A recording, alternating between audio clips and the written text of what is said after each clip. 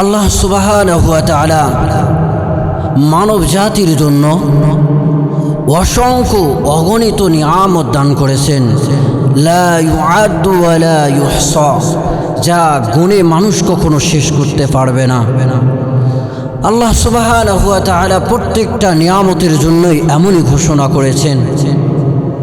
এরপর আল্লাহ রাব্বুল আলামিন মানব জাতিকে বিশেষ যেই নিয়ামতগুলো দান করেছেন, এই বিশেষ নিয়ামতগুলোর ইহসান জিতলানোর জন্য, বড় নিয়ামত বোঝানোর জন্য, মানব জাতির সেই নিয়ামতগুলোর গুরুত্ব যেন আসে, এই জন্য আল্লাহ সুবহানাহু ওয়া তাআলা বড় বড় নিয়ামতগুলোকে কোরআনুল কারীমের মধ্যে আবার রিফ্লে করেছে, জানাই দিয়েছে যে এই নিয়ামতগুলো মানুষ তোমাদের জন্য বড় নিয়ামত। যেমন করে আল্লাহ সুবহানাহু ওয়া তাআলা সূরা বালাদের 90 নম্বর আয়াতের মধ্যে বলেন, আলাম নাজআল লাহু আইনাইন ওয়া লিসানান ওয়া শাফাতাইন। আল্লাহ সুবহানাহু ওয়া তাআলা বলেন, আমি কি তাদের জন্য দুইটা চক্ষু দান করি নাই? তেমনি করে জবান, জিহ্বা এবং দুইটা ঠোঁট এর সমন্বয়ে আমি কি কথা বলার শক্তি দান করি নাই? কথা বলার যোগ্যতা কি আমি দেই নাই? অর্থাৎ আল্লাহ পাক জানাইতে চায়, মানুষ চক্ষুদয় যে তোমাকে দিলাম, কথা বলার শক্তি যে তোমাকে দিলাম, এইটা বড় নিয়ামত দিয়েছি, এইটা যেন মানুষ বুঝে। এই জন্য পুনরায় আল্লাহ পাক আলাদা এক্সেপশন করে এই নিয়ামতকে কোরআনুল কারীমের মধ্যে আলোচনা করবেন। এই জবানকে আল্লাহ পাক বড় নিয়ামত করে দিয়েছেন। এই জবানকে এই বাক শক্তি দিয়েছেন যে বাক স্বাধীনতা আল্লাহ পাক দেন নাই, এর নীতিমালা দিয়েছেন। কেননা রাসূল আকরাম সাল্লাল্লাহু আলাইহি ওয়াসাল্লাম বলেন, আকসারু খতায়া ইবনে আদম ফি লিসানিহি। মানুষ ক্ষতিগ্রস্ত হওয়ার যত আসবাব, যত জিনিস রয়েছে, তার মধ্যে প্রধান বড় জিনিস হচ্ছে মানুষের জবান। মানুষের জবানের কারণে মানুষ বড় ক্ষতিগ্রস্ত হয়ে যায়।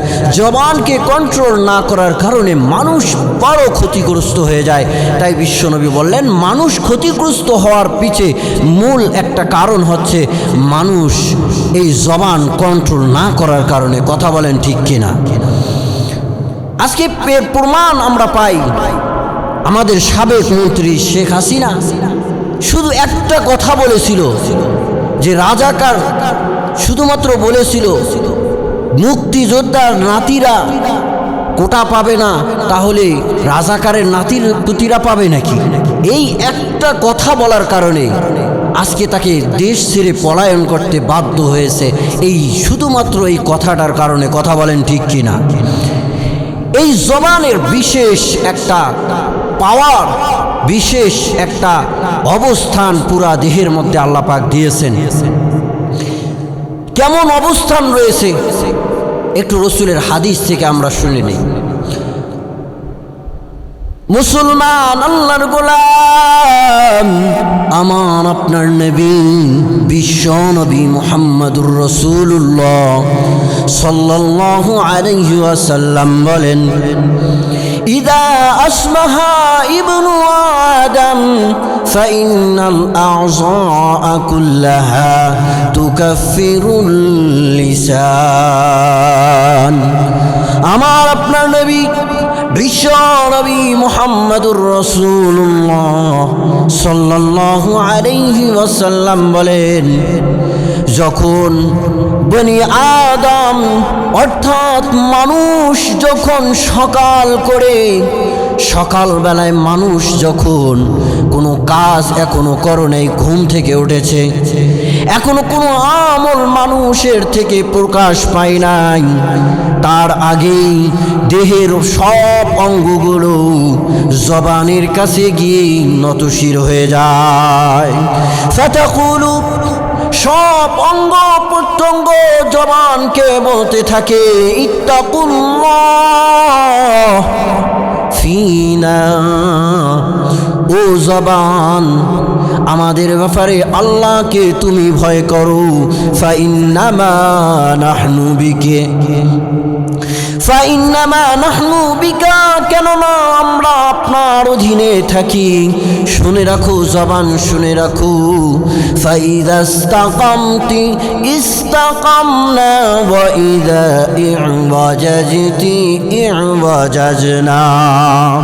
জবান শুনে রাখো, তুমি যদি ঠিক থাকো, তুমি যদি সঠিক রাস্তায় থাকো, তুমি যদি ভালো থাকো, তাহলে আমরাও ভালো থাকি। তুমি যদি বাঁকা পথে যাও, তুমি যদি অসুস্থ হয়ে পড়ো, তুমি যদি ক্ষতিগ্রস্ত হও, তাহলে আমরাও কিন্তু ক্ষতিগ্রস্ত হয়ে যাই। মুসলমান আল্লাহর গোলাম মানুষের প্রত্যেকটা অঙ্গ এমন করে বলতে থাকে, জবানকে বলতে থাকে। মানুষের কলব এটা জবানকে বলে তুমি যদি ভালো থাকো আমি কলব ভালো থাকবো। মানুষের দিমাগ বলতে থাকে ও জবান তুমি যদি ভালো থাকো, তুমি যদি অ্যাক্সিডেন্ট না করো, তুমি যদি সমস্যা না করো আমি ভালো থাকবো। আর তুমি যদি ভেজাল করো তাহলে আমি কিন্তু দাড়ি কাটতে বাধ্য হয়ে যাব। কথা বলেন ঠিক কিনা? এই একটা কথার কারণে জীবন বাঁচানোর জন্য দাড়ি কাটতে বাধ্য হয়েছে। কথা বলেন ঠিক কিনা? মুসলমান ভাইরা আমার, এই পাও তেমনি করে মানুষের পা বলতে থাকে জবান তুমি যদি ঠিক না থাকো, তুমি যদি ভেজাল করো, তাহলে কিন্তু আমি দেশ ছেড়ে পালাইতে বাধ্য হয়ে যাব। মুসলমান ভাইরা আমার, এই জন্য আল্লাহর নবী বিশ্ব নবী মুহাম্মদুর রাসূলুল্লাহ সাল্লাল্লাহু আলাইহি ওয়াসাল্লামের কাছে বিশ্ব নবীর সাহাবী আমির ইবনে উকবা রাদিয়াল্লাহু তাআলা আনহু বিশ্ব নবীর কাছে এসে বলেন মান নাজাতু ইয়া রাসূলুল্লাহ, মুক্তি কোন রাস্তায়, দুনিয়া এবং আখিরাতে কিভাবে মুক্তি পাওয়া যায়, মুক্তির রাস্তা আমাকে দেখায় দেন। বিশ্বনবী তিনটা নসিহত করলেন, তার মধ্যে সর্বপ্রথম মুক্তি পাওয়ার জন্য, দুনিয়া এবং আখিরাতে মুক্তি পাওয়ার জন্য সর্বপ্রথম যেই নসিহতটা করলেন সেই নসিহতটা হলো আমসিক আলাইকা লিসানাক ওয়া আমিল, তোমার জবানকে তুমি কন্ট্রোল করো, তোমার জবানকে তুমি ধরে রাখো। কেন? আল্লাহ পাকের ঘোষণা মা ইয়ালফিযু মিন কাওলিন ইল্লা লাদাইহি রাকীবুন আতীদ। মুসলমান আল্লাহর গোলাম, আল্লাহ পাক বলে মানুষ জবান দিয়ে যে কোনো কথায় বলুক না কেন, সেই জবানের কথাটা মৌজু হোক অথবা মুহমাল হোক, অর্থবহ হোক অথবা অর্থ ছাড়া হোক, যে কোনো শব্দই জবান থেকে বার হোক না কেন, তৎক্ষণাৎ প্রহরী ফেরেশতারা তা লিপিবদ্ধ করে নেয়। জোরে বলেন সুবহানাল্লাহ।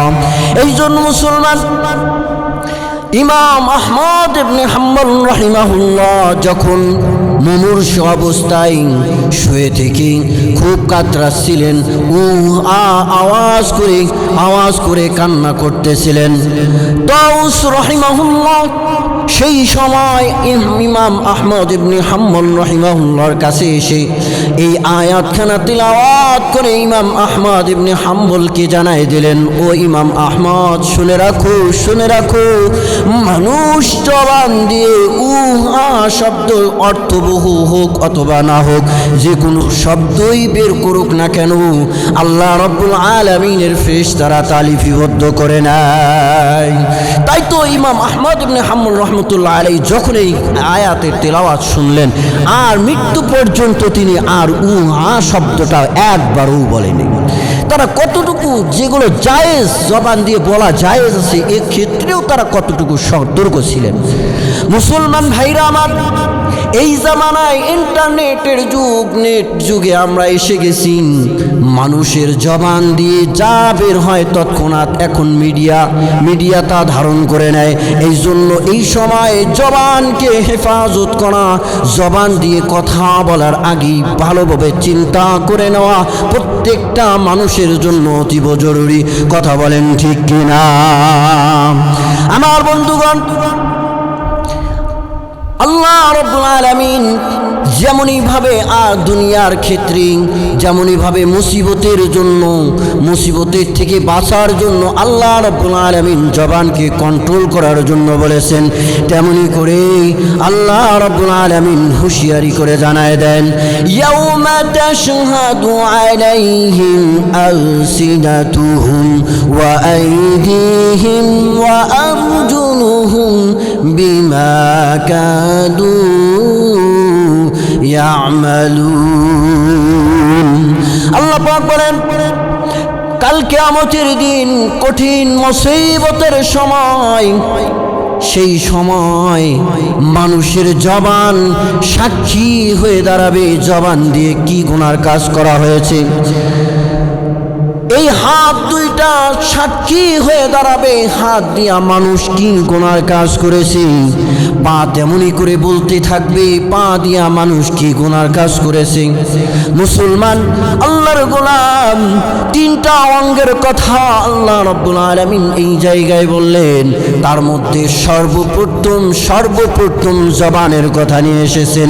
জবান কত ক্ষতিকর, কত ভয়ঙ্কর, আল্লাহ পাক এইটা বোঝানোর জন্য জবানকে সামনে নিয়ে এসেছেন। জোরে বলেন সুবহানাল্লাহ। মুসলমান ভাইরা আমার, আল্লাহ পাক যে আমাদের এই নিয়ামত দিয়েছেন জবান, বাক শক্তি, কথা বলার, এটা আমাকে কন্ট্রোল করতে হবে। এটার নিয়ম নীতি কি রকম হবে, কি বলতে পারবো, তাও আল্লাহ পাক কোরআনুল কারীমের মধ্যে বলেছেন। আল্লাহ রাব্বুল আলামিন বলেন, ইয়া আইয়ুহাল্লাযীনা আমানুত্তাকুল্লাহ ওয়া কুলু কাওলান সাদীদা। আল্লাহ রাব্বুল আলামিন এই আয়াতের মধ্যে দুইটা আমলের কথা বলে দিলেন। দুইটা আমলেই আল্লাহ পাক দুইটা আমলের কথা বললেন। এক নাম্বার হলো ইত্তাকুল্লাহ। আল্লাহ পাক মুমিন বান্দাদেরকে ডাক দিয়া বলেন, ও মুমিন বান্দারা, তোমরা আল্লাহকে ভয় করো, আল্লাহকে ভয় করো।